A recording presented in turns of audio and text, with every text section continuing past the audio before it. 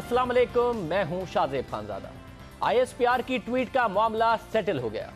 Don leaks का मामला भी सेटल हो गया। क्या सिविल मिलिट्री ताल्लुकात भी सेटल होने जा रहे हैं? क्या पाकिस्तान की तारीख में वो सब कुछ पहली दफ़ा होने जा रहा है जो पाकिस्तान की तारीख में एक बहुत बड़ा मसला रहा है?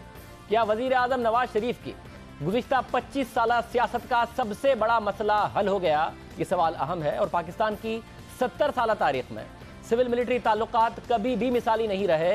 उनमें उतार चढ़ाव आता रहा और इन ताल्लुकात में कशीदगी के नतीजे में मुल्क में 3 बार जमहूरियत कुर्बान भी हुई। क्या फाइनली ये मसला भी सेटल होने जा रहा है? डॉन लीक्स के मामले में सिविल और अस्करी क़यादत की समझदारी ने ताल्लुकात में कशीदगी को बढ़ने नहीं दिया गया। कल के दिन पाकिस्तान की अस्करी क़यादत ने इंतहाई मस्बत रवैया दिखाते हुए वो किया जो पहले नहीं हुआ। आज वफाकी वज़ीर दाखिला चौधरी निसार ने अपनी प्रेस कॉन्फ्रेंस में दावा किया कि सिविल अस्करी ताल्लुकात बेहतर हैं। सिविल मिलिट्री रिलेशंस का तमाशा नहीं लगाना चाहिए। सिविल मिलिट्री रिलेशंस एक सेंसिटिव सब्जेक्ट है। जितनी सिविल मिलिट्री हमांगी, हार्मनी और कोऑर्डिनेशन की आज जरूरत है, शायद पहले कभी नहीं थी, और वो है। क्या ये वो लम्हा है जो आगे पाकिस्तान का कि मुस्तकबिल का तयन करेगा? जिस तरीके से खित्ते में दूसरे ममालिक हैं, दुनिया भर में दूसरे ममालिक हैं जहाँ जमहूरियत परवान चढ़ी है, क्या ये वो लम्हा था कल जिसमें पाकिस्तान की अस्करी क़यादत ने मस्बत किरदार अदा किया? चौधरी निसार का दावा अपनी जगह, मगर सिविल अस्करी ताल्लुकात का मामला पाकिस्तान का 70 साल पुराना मसला है। खुद वज़ीर आज़म नवाज शरीफ भी गुज़िश्ता 25 साल से कहा जाए कि उनकी सियासत का सबसे बड़ा मसला यही है तो गलत ना होगा। मुल्क इस्लामाबाद से चलेगा या रावलपिंडी से? इख्तियारात की जंग ही हर दौर में सिविल मिलिट्री ताल्लुकात में कशीदगी की वजह बनी। हत्ता कि इस कशीदगी में मुंतखब वज़ीर आज़म जुल्फ़िकार अली भुट्टो को फांसी पर चढ़ा दिया गया, जिसे आज अदालती कत्ल कहा जाता है। और हुकूमती जमातें हों, अपोजिशन, पीपल्स पार्टी के हामी हों या मुखालिफ, सब इसको अदालती कत्ल कहते हैं। जुल्फ़िकार अली भुट्टो की हुकूमत हटाकर मुल्क में मार्शल लॉ लगाने के बाद जनरल ज़ियाउल हक अपना सिस्टम लाए, गैर जमाती इंतखाबात कराए और उसके नतीजे में एक गैर मारूफ शख्सियत मोहम्मद खान जुनेजो को वज़ीर आज़म बनाया। मगर जब मोहम्मद खान जुनेजो ने अपने इख्तियारात इस्तेमाल किए तो उनसे इख्तलाफात हुए और मोहम्मद खान जुनेजो के दौर में बेनज़ीर भुट्टो की वतन वापसी हुई। ओजड़ी कैंप वाक़े की तहकीकात का मामला तलखी की वजह बना और बिलाखिर अफगानिस्तान के मामले पर जिनेवा मुआहदे पर दस्तखत के बाद जनरल ज़ियाउल हक ने 29 मई 1988 में अपने ही लाए हुए सिस्टम को लपेट दिया और मोहम्मद खान जुनेजो को घर जाना पड़ा इस जिनेवा मुआहदे के बाद। और फिर 1988 के इंतखाबात के बाद पीपल्स पार्टी की शरीक चेयरपर्सन बेनज़ीर भुट्टो वज़ीर आज़म बनी, तो फिर सिविल मिलिट्री ताल्लुकात पर कशीदगी के बादल मंडलाने लगे। हालांकि बेनज़ीर भुट्टो ने इक़्तिदार संभालने के बाद अपने ही army chief general Aslam Beg को तमगाए जमहूरियत तक दिया। उन्हें अपनी काबीना में खुद कुछ वजीर लगाने का इख्तियार तक ना दिया गया, जो पीपल्स पार्टी का आज भी गिला है। ये कह लीजिए कि उनके पास इख्तियार तो था मगर उन्हें इस्तेमाल नहीं करने दिया गया। मगर जब बेनज़ीर भुट्टो ने अपने इख्तियारात को इस्तेमाल करते हुए अपनी मर्जी का DGISI लगाना चाहा और Benazir Bhutto lieutenant general retired Shamsur Rahman Kallu को DGISI ले आई, तो बेनज़ीर भुट्टो की हुकूमत के खिलाफ फौज के कुछ हाजिर सर्विस अफसरान ने ऑपरेशन मिडनाइट जयकाल किया, मगर वो नाकाम हुआ। बेनज़ीर हुकूमत के खिलाफ तहरीक अदम एतमाद लाने के लिए छांगा मांगा में तोड़ जोड़ किया गया। बाकायदा तौर पर सियासी अपोजिशन ने इस तोड़ जोड़ में हिस्सा लिया। इख्तियारात की इस जंग के नतीजे में 1990 में बेनज़ीर भुट्टो को घर जाना पड़ा और नवाज शरीफ IJI के प्लेटफॉर्म से इलेक्शन लड़कर इक़्तिदार में आए। और फिर खुद इस वक्त की जो फौजी अफसरान ने एतराफ़ किया कि IJI उन्होंने बनाई थी। IJI बनाने का फैसला उस वक्त की कैबिनेट का था, गुलाम इसहाक साहब की मर्जी से था, और ये एक सही फैसला था। इसलिए कि आप ज़रा गौर करें कि सियासी इस्तेहकाम और सियासी अमन के लिए ज़रूरी था कि वो जमात जो हमें मालूम थी कि जीतेगी इलेक्शन, पीपल पार्टी जीतेगी, उसके ऊपर कोई रोकने वाला उसको ना, कोई अपोजिशन ना हो, मजबूत अपोजिशन। तो फिर आप जानते हैं कि मुल्क के अंदर बड़ा खलफशार। बात तो यानी हम 3 के दरमियान थी। गुलाम इसहाक खान थे, चीफ ऑफ आर्मी स्टाफ थे, मैं था। I take all the blame. यानी कि मियाँ नवाज शरीफ साहब को इक़्तिदार में लाने में फौज ने खुद ही नवाज शरीफ को इक़्तिदार में लाने की राह हमवार की। और उससे पहले जनरल ज़ियाउल हक के दौर में नवाज शरीफ ने सियासत में कदम रखा।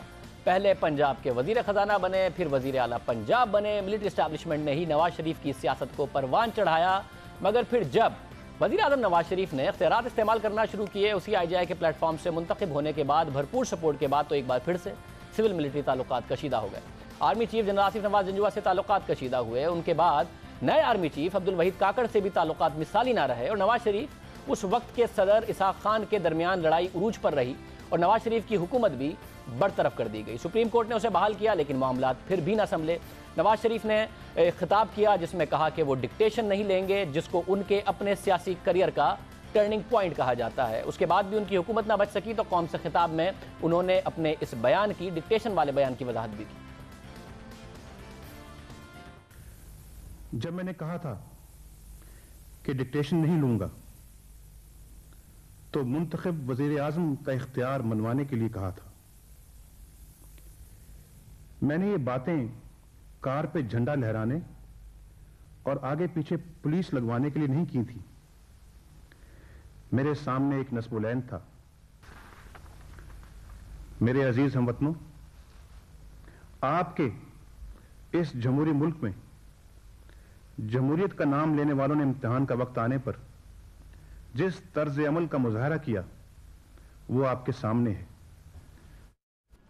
और फिर काकड़ फार्मूला आया और सदर पाकिस्तान गुलाम इसाक खान और वज़ीर आज़म नवाज शरीफ दोनों को ही घर जाना पड़ा।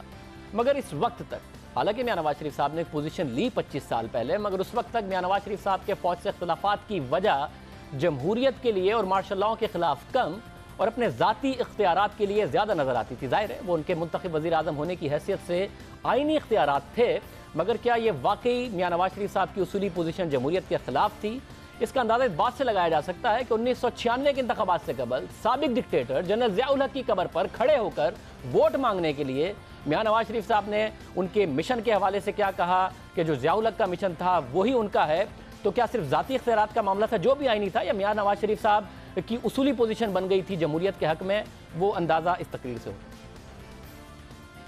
अल्लाह ताला जनरल ज़िया-उल हक शहीद को करवट करवट जन्नत नसीब करे। ज़िया-उल हक शहीद को खराज अकीदत पेश करने के लिए जिसका मज़ार वो सामने, और इस मज़ार पे कोई सरकारी फंड इस्तेमाल नहीं हुआ।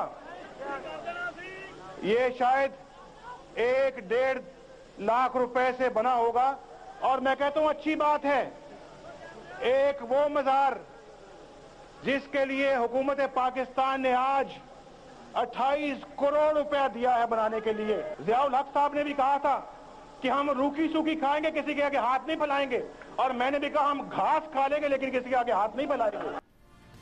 ये मियां नवाज शरीफ साहब मुंतखब वज़ीर आज़म के इख्तियारात की जो 92-93 में बात कर रहे थे, उसके बाद 96 में तकरीर कर रहे थे। ज़िया-उल हक साहब की कब्र पर खड़े होकर और भुट्टो साहब के हवाले से ये बातें कर रहे थे। नवाज शरीफ के फौज से ताल्लुकात फिर कभी बेहतर नहीं हुए और जब 1997 के इंतखाबात के बाद नवाज शरीफ 2/3 अक्सरियत लेकर इक़्तिदार में आए तो फिर से इख्तियारात की जंग शुरू हो गई।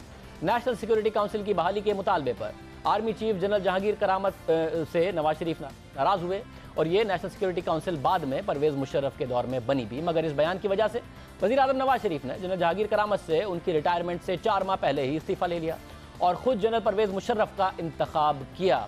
और ये कहा जाता है कि इससे फ़ौज नाराज़ हुई, फ़ौज के अंदर नाराज़गी मौजूद थी। उसके बाद ताल्लुकात में कशीदगी बरकरार रही परवेज़ मुशर्रफ के साथ भी।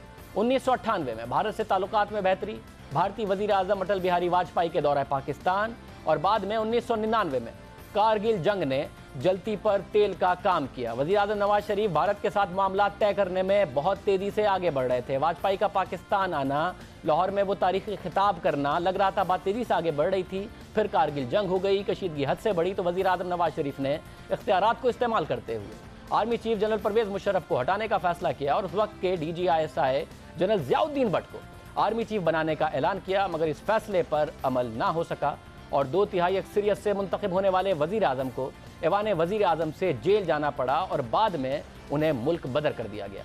जलावतनी इख्तियार करनी पड़ी। जनरल परवेज़ मुशर्रफ ने साबका डिक्टेटर की रिवायत को बरकरार रखा और अपने ही सिस्टम के तहत अपनी ही बनाई हुई पार्टी के वज़ीर आज़म ज़फ़रुल्लाह जमाली को मामूली इख्तिलाफात और इख्तियारात के इस्तेमाल पर उन्होंने घर भेज दिया और नया वज़ीर आज़म लिया। जलावतनी में वज़ीर आज़म नवाज शरीफ में मज़ीद तब्दीली आई। वो जमहूरियत के हक़ में मार्शल लॉ के ख़िलाफ़ बातें करने लगे और जो तब्दीली 92 में आई थी मगर 96 में जमहूरियत के हक़ में उस तरह नज़र नहीं आती थी। इसके अलावा जो माजी में उनके गिले थे और जो मार्शल लॉ के ख़िलाफ़ उनकी बातें थी उसमें मज़ीद तलख़ी आई जो कि उनके इंटरव्यूज़ में नज़र आने लगी। मुझे बताएं कि फौजी जर्नैल जो शब खून मारते हैं, जो मार्शल लॉ लगाते हैं, ये कौन है? ये पाकिस्तान के ठेकेदार हैं? ये हर मामले में कूद पड़ते हैं। इनका क्या काम है? ये अपने डोमेन में क्यों नहीं रहते? ये अपने दायरे में क्यों नहीं रहते जो आइन ने बताया कि इस दायरे में आप रहें? ये क्यों हुकूमती इदारों के अंदर जो है ना वो आके कदम रखते हैं? इसके अलावा जिलावतनी में मुल्क के 2 साबिक वज़राए आज़म ने मिसाक जमहूरियत पर दस्तखत भी किए और नजर आ रहा था जैसे दोनों को एहसास हुआ है, क्योंकि 99 के मार्शल लॉ को पीपल्स पार्टी ने वेलकम किया था, मिठाइयाँ बांटी थी, मगर फिर लगा कि दोनों ने अज़म किया है और अब के किसी आमिर को इक़्तिदार में आने नहीं देंगे, ये भी लिखा गया। मगर जब जरदारी साहब दौर में मेमो गेट का मामला आया, हालांकि दोनों ने तय किया था कि अब ये बाकायदा तौर पर हुकूमतें जमहूरियत को मजबूत करेंगी, मगर जब मेमो गेट आया जिसके नतीजे में सिविल मिलिट्री कशीदगी उरूज पर पहुंची, तो वज़ीर आज़म नवाज शरीफ खुद ब्लैक कोट और टाई पहनकर अदालत चले गए और इस केस के खिलाफ और मुंतखब जमहूरी हुकूमत पर दबाव बढ़ाया। नून लीग को अब एहसास हो रहा है कि उन्होंने मेमो के मामले पर अदालत जाकर गलती की। ये बात भी वाज़ेह हो कि पहली पेशी के बाद वज़ीर आज़म साहब नहीं गए थे, लेकिन हमारे प्रोग्राम में वफाकी वज़ीर ख्वाजा साद रफ़ीक ने एतराफ़ किया कि मेमो के मामले पर अदालत नहीं जाना चाहिए। आप कह तो रहे हैं, मगर आप भूल रहे हैं कि इमरान खान और जहांगीर तरीन के खिलाफ खुद नून लीग भी अदालत में गई हुई है। इससे पहले मियां साहब जो हैं वो बाकायदा तौर पर काला कोट और टाई पहन के मेमो के इशू पर खुद अदालत में गए थे। मतलब अपनी बारी पर एहसास हो रहा है आपको, वरना ये सारा काम आप करते रहे और कर रहे हैं। मैं इसका जवाब देना चाहता हूं। जो तो हनीफ अब्बासी साहब की शिकायत है इमरान खान के खिलाफ, वो जाहिर है अमल का रद्द अमल है और हमारे पास कोई दूसरा चारा नहीं था, क्योंकि हमारा बहुत मीडिया ट्रायल किया गया है, हमारे पास कोई चॉइस नहीं थी। इससे पहले हम कभी इमरान खान के खिलाफ नहीं गए। ये सारी बातें इमरान खान के खिलाफ नई नहीं है, पुरानी है, लेकिन हमें जाना पड़ा है। जो आपने पहली बात की है, ऐसे बहुत से काम सियासी जमातों ने किए हैं जो बाद में उन्होंने इदराक किया कि ना किए जाते तो बेहतर था। इसमें पीपल्स पार्टी भी शामिल है और हमारी पार्टी भी शामिल है। तो मेमो के ऊपर नहीं जाना चाहिए था मियां साहब को अदालत? सर, ये पार्टी में एक डिसीजन जरूर हुआ था, इसके अंदर एक डिवीजन भी थी। बहरहाल मियां साहब गए थे मेमो गेट पे, इसके ऊपर बात की जा सकती है, बहस हो सकती है। काम परवेज़ मुशर्रफ के दौर के बाद जमहूरी हुकूमत आई तो फिर भी सिविल मिलिट्री ताल्लुकात उतार चढ़ाव का शिकार रहे और उसामा बिन लादेन की पाकिस्तान में हलाकत के बाद इल्ज़ाम तराशियों का खेल शुरू हुआ। सिविल हुकूमत पर इल्ज़ाम लगाए गए कि उनके दौर में अमरीकियों को वीज़े दिए गए, तो उस वक्त के कमज़ोर वज़ीर आज़म ने भी ऐवान में सवाल उठाया कि उसामा बिन लादेन किस वीज़े पर पाकिस्तान आया। उसामा बिन लादेन इस मुल्क में 6 साल से कैसे रह रहा था, उस पे मैंने ये कमीशन बना दिया। अब वो पूछ रहे हैं कि वीज़े कैसे आए थे, तो हम तो पूछना चाहते हैं कि वो किस वीज़े पे आया था, how he entered Pakistan, that was the cause. और वीज़े का तनाज़ा अब तक बरकरार है। सिविल क़यादत पर इल्ज़ाम लगाया जाता रहा है कि उसने अमरीकियों को वीज़े जारी किए और उस वक्त के हुकूमती हुक्काम ने वाज़े किया कि वीज़े के इजरा के पूरे अमल में अस्करी इदारे भी शामिल रहे। और अब जब वज़ीर आज़म नवाज शरीफ 2013 में इक़्तिदार में आए तो फिर सिविल मिलिट्री ताल्लुकात उस तरीके से मिसाली नहीं रहे। रवैया ज़रूर फ़र्क था, मगर मिसाली नहीं रहे। परवेज़ मुशर्रफ के ट्रायल के मामले पर फौजी इस्टेब्लिशमेंट नाराज़ हुई और जब वफाकी वुज़रा ने परवेज़ मुशर्रफ के हवाले से सख्त ज़बान इस्तेमाल की तो उस पर उस वक्त के आर्मी चीफ जनरल राहिल शरीफ का सख्त बयान सामने आया और फिर हुकूमत ने आखिरकार परवेज़ मुशर्रफ को बैरून मुल्क जाने दिया। इस बात का एतराफ़ भी ख्वाजा साद रफ़ीक ने किया। जिम्मेदारी सबों की है, लेकिन हमारी सबसे ज़्यादा है और हम अपनी जिम्मेदारी का मुजाहरा कर रहे हैं।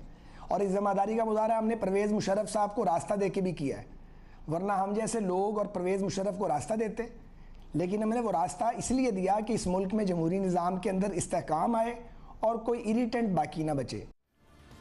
इसके अलावा सिविल मिलिट्री ताल्लुकात में बेहतरी के लिए वज़ीर आज़म नवाज शरीफ ने अपने एक वज़ीर की कुर्बानी दी। उस वक्त के वफाकी वज़ीर मुशाहिदुल्लाह ने अपने इंटरव्यू में कहा कि 2014 के धरने के पीछे खुफिया इदारे के उस वक्त के जो सरबराहान थे मौजूदा और साबका, उनका हाथ था। कुछ ऑडियो कैसेट्स प्राइम मिनिस्टर साहब को मिली जो शायद आईबी ने टेप की थी, उसमें ओपनली यानी कि कॉन्स्पिरेसीज की बातें थी, उसमें कि क्या करना है, कैसे करना है, प्राइम मिनिस्टर हाउस में कैसे, मैंने खुद तो नहीं सुनी, लेकिन जो हमें पता लगा इसी तरह की बातें थी और कई लोगों की आवाज़ें थी, लेकिन उसमें जो ज़हीरुल इस्लाम अब्बासी साहब थे उनकी आवाज़ थी। कोशिश की जा रही थी कि प्राइम मिनिस्टर और आर्मी चीफ के दरमियान कुछ इस तरह की खलीज और इख्तलाफात पैदा करके प्राइम मिनिस्टर साहब को मजबूर किया जाएगा वो राहिल शरीफ साहब के ख़िलाफ़ एक्शन लें, और जब वो एक्शन लें तो फिर कुछ लोग जो हैं वो मतलब कि उस एक्शन को ना होने दें और उसको सब को अंडू करके ख़ुद वो जो है इक़्तिदार संभालने की कोशिश करें। शहीदुल्लाह के इस बयान पर एतराज़ात के बाद वज़ीर आज़म नवाज शरीफ ने अपने वज़ीर ही से इस्तीफ़ा ले लिया। ना तो धरने के हवाले से लगने वाले इल्ज़ामात की तहकीकात हुई, ना ही एबटाबाद कमीशन की रिपोर्ट जारी हुई, मगर फिर एक खबर की इशाअत के बाद सिविल मिलिट्री ताल्लुकात कशीदा हो गए, जो अब लगता है कि सेटल हो गए हैं। और जाहिर है बहुत ही ज़बरदस्त किरदार पाकिस्तान की सिविल और अस्करी क़यादत ने अदा किया, ये मामला सेटल हुआ। मगर सवाल अपनी जगह बरकरार है कि क्या सिविल और अस्करी ताल्लुकात भी सेटल हो गए हैं? 9 साल की मुस्तकिल जमहूरियत के बाद अब क्या दोनों इदारे अपनी अपनी हुदूद में काम करने पर आमादा हो गए हैं? ये बेशक एक स्लो प्रोसेस होगा, मगर क्या उस प्रोसेस का आगाज़ हो गया है? जिस तरीके से खित्ते में और दुनिया में दूसरे ममालिक ने तरक्की की है जमहूरियत के इस्तेहकाम के साथ, उसका आगाज़ हो गया पाकिस्तान में। क्या मियां नवाज शरीफ की सियासत का 25 साल और पाकिस्तान की सियासत का 70 साल मसला सेटल हो गया है? और इस हवाले से हम बात करेंगे। हमारे साथ air vice marshal retired Shahzad Chaudhry साहब मौजूद हैं। चौधरी साहब बहुत शुक्रिया। जो साहब इंतहाई मस्बत किरदार कल नज़र आया पाकिस्तान की सिविल क़यादत का भी, मगर अस्करी क़यादत ने वो काम किया जो अनप्रेसिडेंटेड है और ज़ाहिर है जिसकी जितनी तारीफ़ की जाए कम है कि मुल्क को क्राइसिस से निकाला, एक बहुत मस्बत किरदार अदा किया। क्या समझा जाए कि अब इस बात का इदराक होने के बाद पाकिस्तान अपनी तारीख का 70 साल और नवाज शरीफ साहब की तारीख का जो 25 साल का सबसे बड़ा मसला है उसे हल करने की जानिब जा रहा है, एक स्टेबिलिटी की तरफ जा रहा है, जो सिविल मिलिट्री इम्बैलेंस है उसे आगे बढ़ने जा रहा है? इसमें कोई शक नहीं और हमें इससे बिल्कुल सरफ नज़र नहीं करना चाहिए कि पाकिस्तान की जितनी आपने कहा कि गंभीर सियासी सिचुएशन रही है उसमें सिविल और मिलिट्री के ताल्लुकात परहैप्स सबसे ऊपर आते हैं इन टर्म्स ऑफ कॉम्प्लेक्सिटी, मुश्किल, गंभीरियत की वजह से, और उसमें बहुत सारे अप्स एंड डाउन्स हमने देखे।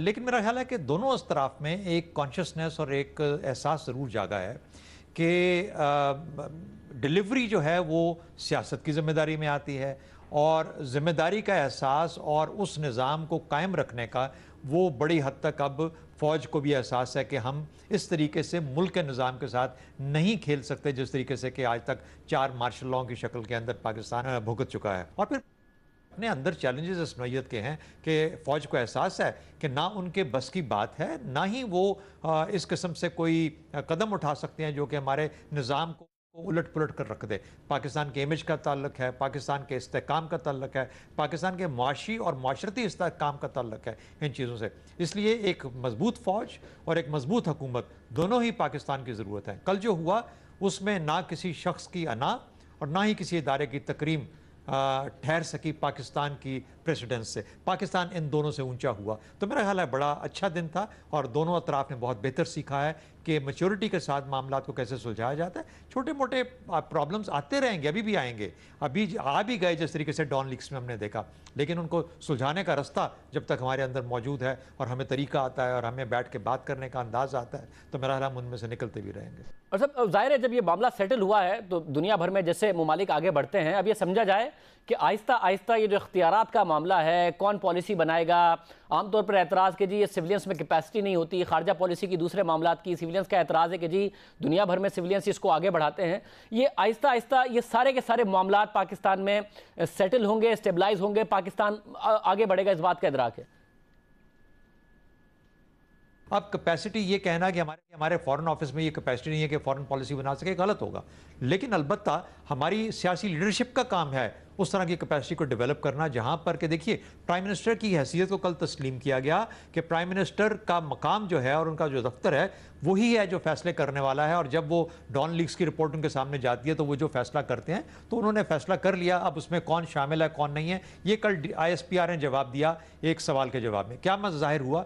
जाहिर ये हुआ कि फ़ौज भी जानती है, समझती है कि एक स्ट्रक्चर के अंदर रहते हुए जब आप काम करते हैं तो वो सियासी लीडरशिप ही है जो कि उस लीडरशिप की पोजीशन पे है। अब क्या ये लीडरशिप उस काबिल हो चुकी है कि वो कंसीव कर चुके पॉलिसीज़ को? ये तो नहीं हो सकता कि एबरेशन के साथ आप बोलें आज से मैं भारत के साथ ताल्लुकात ठीक करना चाहता हूँ। आप चाहें भी तो नहीं कर पाएंगे क्योंकि उसके पीछे एक तारीख है, एक जोग्राफिया है, उस सबको लेकर साथ चलना पड़ता है, उसको समझना पड़ता है, उस तनाजुर को समझना पड़ता है जिसमें भारत और पाकिस्तान इकट्ठे चलते हैं। इसी तरीके से अफगानिस्तान का मामले से बाकी मामला आते हैं। मतलब साथ में बताइएगा, अब ये जिम्मेदारी जाहिर है जब हम कहते हैं कि माजी की अस्करी क़यादत पर रही है तो सिविलियन क़यादत ने भी मिठाइयाँ भी बांटी हैं, साथ गठजोड़ भी किया है।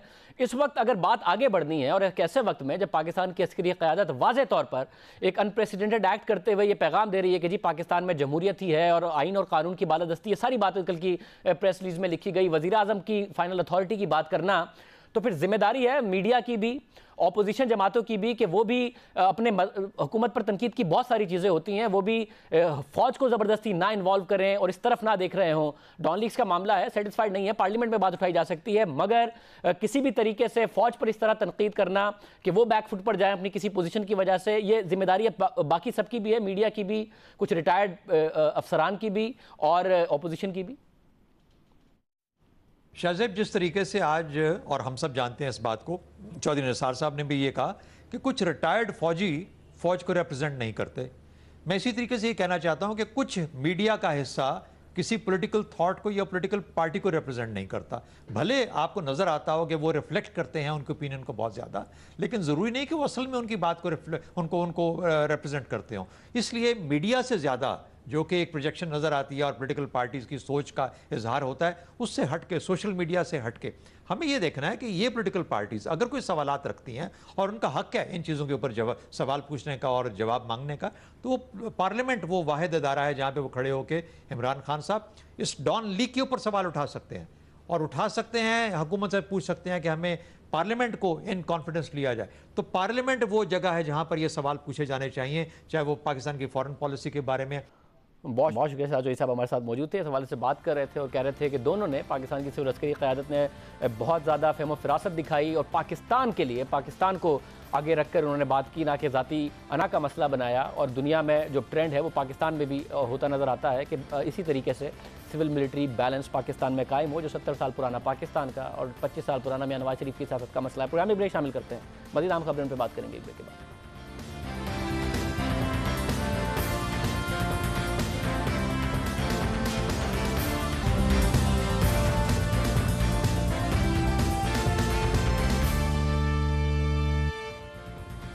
पनामा JIT ने हकाइक तक पहुंचने के लिए अपना काम शुरू कर दिया है। ज़राए के मुताबिक ज्वाइंट इन्वेस्टिगेशन टीम हरकत में आ गई है और मामले की तह तक पहुंचने के लिए इदारों से तफसीलात मांगना शुरू कर दी हैं।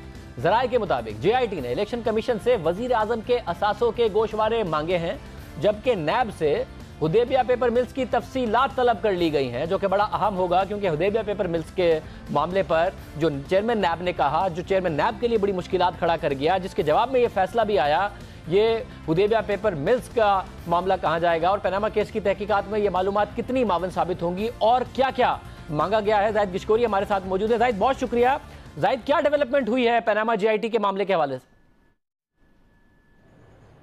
शाहजेब, आज बहुत ही इंपॉर्टेंट डेवलपमेंट ये है कि JIT चाहती है कि वो एक सवालनामा आल थानी फैमिली को भेजना चाहती है। इस सिलसिले में उन्होंने फॉरेन ऑफिस और पाकिस्तान से भी कंसल्टेशन की है और वो इसके अलावा शीजी नकवी को भी एक सवालनामा भेजना चाह रही है, साथ साथ तारिक शफ़ी को, और इलेक्शन कमीशन ऑफ पाकिस्तान से गोशवारे भी मांग लिए हैं प्राइम मिनिस्टर ऑफ पाकिस्तान के और साथ साथ कैप्टन सफ्दर के। तो ये वो सारी इंफॉर्मेशंस हैं जो वो कलेक्ट कर रहे हैं और आने वाले 3 वर्किंग डेज बहुत अहम हैं क्योंकि JIT समझती है कि कुछ ऐसे एग्रीमेंट और MOUs जो उनके रास्ते में सबसे बड़ी रुकावट समझे जा रहे हैं, वो लिखना चाह रही है उन 5 ममालिक को जिनमें ये सारा बिजनेस इन्वॉल्व रहा है। इसके अलावा शाहजेब, एक इम्पॉर्टेंट डेवलपमेंट ये भी हुई है कि नैब को भी लिखा गया है, हुदैबिया पेपर मिल का सील्ड रिकॉर्ड मांगा गया है। जी शाहजेब, बहुत शुक्रिया। बता रहे हैं कि अब अदमी को अगर सवालातनामा जाता है, दूसरे विटनेसेस को जाता है, तो शरीफ ख़ानदान कहता रहा है कि जी सब उसका जवाब भी देंगे। तलाल चौधरी साहब इस फैसले के बाद कहते रहे थे, तो क्या जवाब उनकी तरफ से दिया जाएगा, क्या एविडेंस उनकी तरफ से दी जाएगी, अल्थानी फैमिली क्या बाकायदा तौर पर जवाब देगी या फिर इसके सामने पेश होगी और क्या तफसीलात जमा कराई जाएंगी। JIT बाकायदा तौर पर एक्टिव नजर आ रही है। प्रोग्राम में आगे बढ़ते हैं। गुज़िश्ता दिनों भारत के अरबपति स्टील टाइकून ने मरी में वज़ीर आज़म नवाज शरीफ से मुलाकात की थी, जिसके बाद पूरे मुल्क में इसके चर्चे हुए। अपोजिशन जमातों से लेकर मीडिया के मखसूस हलकों में इस मुलाकात पर तनकीद होती रही। ये सवाल भी किया गया कि इस मुलाकात के पीछे मकसद क्या है। सियासी हलकों में बहस की गई कि इस मुलाकात से पहले पार्लियामेंट को एतमाद में लेना चाहिए था। इस मामले में हुकूमत ने मौक़िफ़ इख्तियार किया था कि वज़ीर आज़म और सज्जन जिंदाल के दरमियान मुलाकात ज़ाती नौइयत की थी, लेकिन आज BBC उर्दू ने अपनी एक रिपोर्ट में ये इंकिशाफ किया है कि सज्जन जिंदाल की हालिया मुलाकात इंडियन बैक चैनल डिप्लोमेसी का हिस्सा थी। अहम बात यह है कि BBC की इस रिपोर्ट में यह भी दावा किया गया है कि वज़ीर आज़म नवाज शरीफ ने इस मुलाकात के हवाले से आर्मी चीफ कमर जावेद बाजवा को भी एतमाद में लिया और कहा कि उनकी जिंदाल से मुलाकात बैक चैनल डिप्लोमेसी का हिस्सा थी और आर्मी चीफ को यह भी बताया कि जिंदाल अहम भारतीय हुक्काम की इमा पर उनसे मिलने आए थे और ये मुलाकात पाकिस्तान और भारत कशीदगी कम करने की जो भारतीय कोशिश का एक हिस्सा है, पाकिस्तान की तरफ से तो मुसलसल कहा जाता रहा है, ये हटदर्मी भारत ही की तरफ से नजर आ रही थी। लेकिन हैरानकुन बात यह है कि जब हमने अपने इसी प्रोग्राम में वज़ीर इत्तलात मरियम औरंगज़ेब साहिबा से इस हवाले से पूछा कि क्या ये मुलाकात बैक चैनल डिप्लोमेसी का हिस्सा थी, तो उनका क्या कहना था? आज की मुलाकात दो दोस्तों के दरमियान थी और जो आपने भी अपने अभी प्रोग्राम में कहा, बहुत अच्छी बात की आपने इसको टेकअप किया कि खबर ये है कि बैक चैनल को यूज किया गया खबर, क्योंकि जराए से बहुत सी खबरें आ रही थी और क्या सराइयां हो रही थी। ये दोस्ती है जो बहुत पुरानी है। ये दो दोस्तों के दरमियान पर्सनल कैपेसिटी के अंदर दोस्ती थी, बिजनेस से ताल्लुक है उनका, और इसको एक इस तरह का रंग दे देना कि जी ये कोई बैक चैनल डिप्लोमेसी हो रही है। वजीर आजम पाकिस्तान मेरे ख्याल में ये हक रखते हैं कि अगर इस तरह की कोई चीज वो करें तो वो पाकिस्तान की आवाम के सामने करें। ये बैक डोर डिप्लोमेसी जो होती है ये ना वजीर आजम ने कभी की है और ना वो करेंगे। इसमें हर्ज क्या है? बैक चैनल डिप्लोमेसी में हर्ज क्या है? अगर बैक चैनल का मतलब ही होता है कि वो सामने रख के नहीं की जाती ताकि जो प्रेशर्स हैं उन्हें अवॉइड करते हुए ताल्लुकात बेहतर करके आगे बढ़ा जाए, बैक चैनल होता ही है। इसमें हर्ज क्या है? राजेब, आप मुझे प्लीज बात को कंप्लीट करने दें प्लीज। मैंने ये कहा कि बैक चैनल वजीर आजम अगर करें तो वजीर आजम पाकिस्तान की आवाम को कॉन्फिडेंस में लेके करेंगे, लेकिन अगर बैक चैनल नहीं है तो उसको बैक चैनल बना देना मेरे ख्याल में गैर मुनासिब है। तो वज़ीर आज़म साहब बताएंगे कि मैं एक बैक चैनल डिप्लोमेसी करने लगा हूं जो कि हुनी तो बैक चैनल है, मगर मैं फिर भी आवाम को आके बता रहा हूं कि मैं बैक चैनल डिप्लोमेसी करने लगा हूं। इस तरह करेंगे? आपने सुना वो कह रही थी कि बताएंगे, हालांकि बैक चैनल के लिए ऐसे ही की जाती है कि प्रेशर्स ना पड़े क़यादत पर। अब BBC रिपोर्ट कर रहा है, हकीकत क्या है खुद हुकूमत ही बता सकती है। इस प्रोग्राम के प्लेटफॉर्म से हमने हमेशा इस बात का इजहार किया है कि बहुत बेहतर होगा दोनों मुल्कों के ताल्लुकात बेहतर हों, दोनों मुल्क आगे बढ़ें, ताल्लुकात की बेहतरी के साथ आगे बढ़ें। प्रोग्राम में एक ब्रेक शामिल करते हैं और जहाँ ताल्लुकात की बात हो रही है, ईरान के साथ ताल्लुकात पर सवाल पैदा हुआ। उनके आर्मी चीफ की तरफ से एक स्टेटमेंट आया, सख्त स्टेटमेंट था। आज मस्बत पेशरफ्त इस हवाले से हुई है, उस पर बात करेंगे और ईरानी सफ़ीर का जो अहम इंटरव्यू था उसकी भी कुछ चीज़ें आपको दिखाएंगे एक ब्रेक के बाद।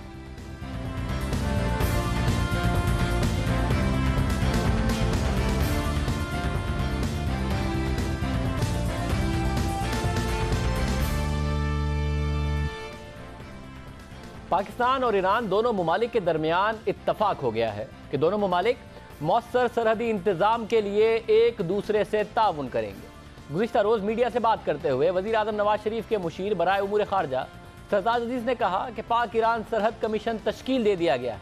कमीशन का पहला इजलास 1 माह के अंदर अंदर बुला लिया जाएगा और कमीशन में दोनों मुल्कों से 4 अरकान होंगे। सरताज अजीज़ का कहना था कि पाक ईरान सरहद पर सिर्फ दहशतगर्दों का मसला नहीं, स्मगलर और दीगर मसाइल भी मौजूद हैं। जैशुल अदल के ज़्यादातर लोग ईरान के अंदर फैले हुए हैं। दहशतगर्द अफगान ईरान सरहद से भी दाखिल हो सकते हैं।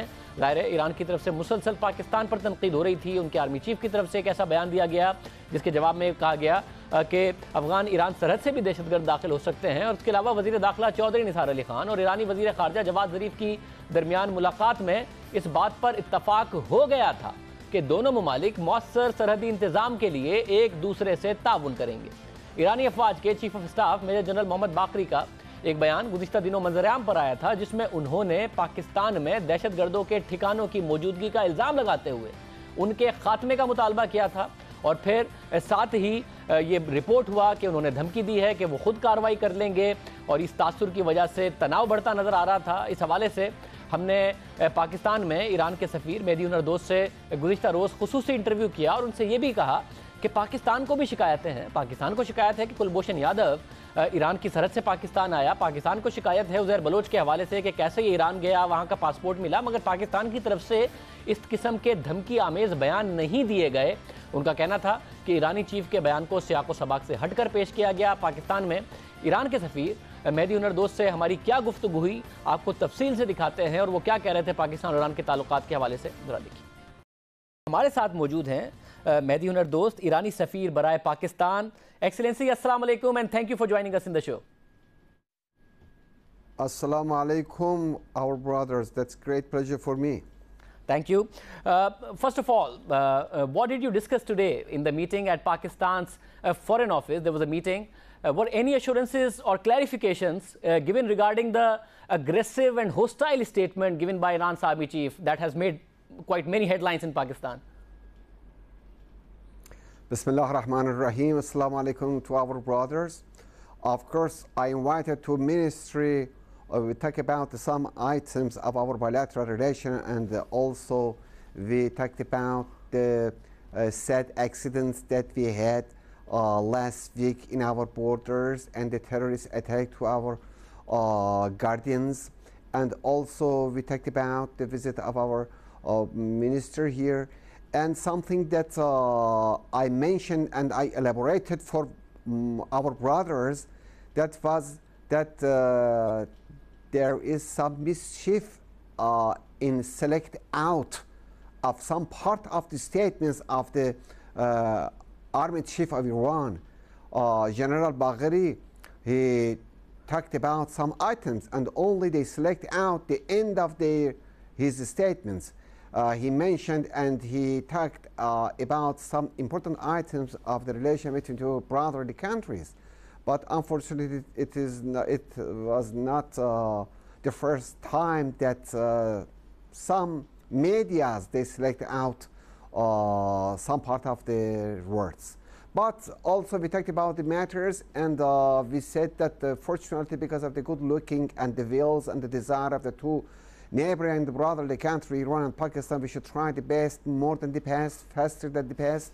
We have common concerns, common interests, and so anybody knows that the terrorist attack in the border region is not benefit to Iran, is not benefit to Pakistan, and so we are sure that never the Pakistani side said welcome to any terrorist attacks in our borders, because the long historic relation between two countries, and both countries, they are victim of the terrorism. Exactly. Excellency, since you're saying that this was reported out of context, and I'm sure you must have given this clarification to Foreign Office of Pakistan as well, were they convinced with your assurance or clarification? And the second question is that your Foreign Minister, Jawad Zarif, just recently visited Pakistan, and this visit was after the unfortunate attack on your border security forces that we are talking about. And it was a very positive meeting. He had meetings with Pakistan's army chief, with Pakistan's prime minister, with Pakistan's interior minister, and the meeting was very positive. And after that, it was decided that there'll be a border hotline between security forces on both sides to ensure better coordination. And this all happened after this unfortunate incident on the border. So when Jawad Zarif Saab had visited Pakistan, even after that, what was the need of this statement, this threatening statement from the army chief? My brother, as I mentioned, the visit of our foreign minister to Pakistan exactly indicates that the Iranian good approach to the relation and the importance of the relation to our neighboring country, as it means Pakistan, because we had very sad news, sad accidents in our borders. But before anything, we preferred that the high-ranking Iranian delegation will come here and talk about face-to-face to our brothers, because, as I said, both sides should, in very good interaction, try to solve this matter. It was not the first, but we pray to God Almighty for the more cooperation between two sides. It will be the last. Yes, we talked about all of the matters and the issues that during our minister visits to Pakistan they offered, and fortunately we received a very good common decisions, and we should try to have it. And as you know, really without the more cooperation between two sides, we never can overcome to this to the terrorism, because the terrorism has very roots in the region, and so it needs to more cooperation between neighboring countries as Iran and Pakistan for confrontation against this terror. And about the border hotline, yes, as two neighboring countries, we have a lot of works for doing, and so the time is very important. Sometimes we need that the both sides take the decision on time, and we cannot go through the ordinary channels. And so it is fortunately one of the sides that the both sides during the visit of our foreign ministry in Pakistan, the both sides reached to agreement for its establishment and make the border hotline, not only between the security and militaries between two sides, but also in some other personalities and high-ranking officials for taking decision on time, for overcoming to the issues that we have. Now, Excellency, since this statement of your army chief has been reported widely in Pakistan, and Pakistan and Iran have always been great friends, and even when the relations were not that good, Pakistan and Iran were never confronting each other militarily. They were not hostile to each other militarily. So just for more clarification, there are also complaints on Pakistani side in terms of infiltration, such as on Indian spy Kulbhushan Yadav, more recently the case of notorious gangster Uzair Baloch. But even after that, there was no public statement from any high-ranking Pakistani official against Iran. No threat, no public statement. So do you think that such statements, even if taken out of context, should never be made? Such issues should be discussed in the meetings, behind the doors? Yes. You know, it is obviously clear. It's not the first time. In many times and functions and interviews, I explained one by one to those matters that you raised. You know, anybody knows that the border between Iran and Pakistan is the border of the peace and friendship. And so in all of the cases that you mentioned, I described and rated all of the matters for our brothers, that be sure about it, that never and never Iranian side permit to any side, any third part, as that guys that you mentioned, or any countries, for misuse the Iranian territories for coming to Pakistan, because any losses, any concern of the Pakistani brothers exactly is ours concern. And so in all of the cases that you mentioned, we convinced our brothers here that never something we had as a supportive action to those guys that you mentioned. And my brother, you know, during the last history, if you look at it during the history of the Pakistan, Iran was the constant partner and supporter of the Pakistan, all of the items and all of the hard times that this country has. But something that we believe that some third part, they are not so convinced about the brotherly and friendly relation between two countries. The relation between Iran and Pakistan is the unique country, is the unique relation, is the unique relation. And so we believe that some third parts, they are not convinced about it, and they try to flare up and widening the rift between two brothers and friendly countries. It means that Iran and Pakistan. And be sure about it, something that we are optimistic that as a result of the good negotiations from our foreign ministry and all of the personalities from the military and the security sections that accompany our foreign ministry to Pakistan, we resulted to many good items, and we have a lot of works for doing, for follow up to all of them. And it is not the first time that some newspapers flare up because of the they try to flare up the news, hue and cries, and something that I can emphasize about it, that the army chief's statement exactly that was against the terrorists and terrorism, and he asked from his counterpart and from our brothers here that we request and we expect our brothers support us against the terrorism.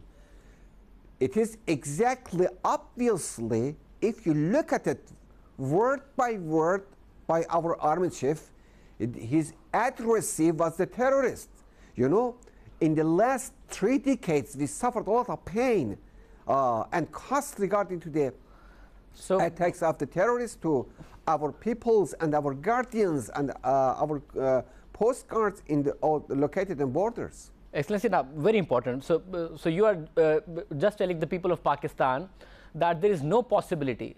There is a possibility that Iran and Pakistan will collaborate and cooperate against terrorism, but there is no possibility that Iranian forces will be coming inside Pakistan's border, will be doing operations inside Pakistan's border. There is no threat like that. So there is no possibility. My brother, be sure about it. Everything is under the negotiation between two sides. Be sure about it. No factor, nobody, no terrorist groups can determine the relation between the countries. And also be sure about it. Everything is under control, and the both side authorities of the two countries, they are in touch with each other, and so I'm sure that they can solve, because it is common concern, and any proper decision will be made by two sides together. Excellency, thank you for joining us. हमारे साथ मौजूद थे excellency दी हुनर दोस्त ईरानी सफ़ीर बराए पाकिस्तान, और उनकी गुफ्तगू आपने सुनी। कह रहे थे कि आउट ऑफ कॉन्टेक्स्ट उस स्टेटमेंट को लिया गया है, और अगर जो भी कार्रवाई होगी पाकिस्तान ईरान मिलकर करने के हवाले से हमने सवाल किया कि उस स्टेटमेंट यानी कि ऐसा कोई थ्रेट पाकिस्तान के लिए नहीं है, उसकी क्लैरिफिकेशन दे रहे थे। ये गुफ्तगू आपने सुनी। उम्मीद करते हैं कि दोनों मुमालिक बेहतर अंदाज में ताल्लुकात इसी तरीके से लेकर आगे बढ़ें जिसका इजहार किया जा रहा है। प्रोग्राम में एक ब्रेक शामिल करते हैं, उसके बाद मज़ीद खबरों में बात करेंगे।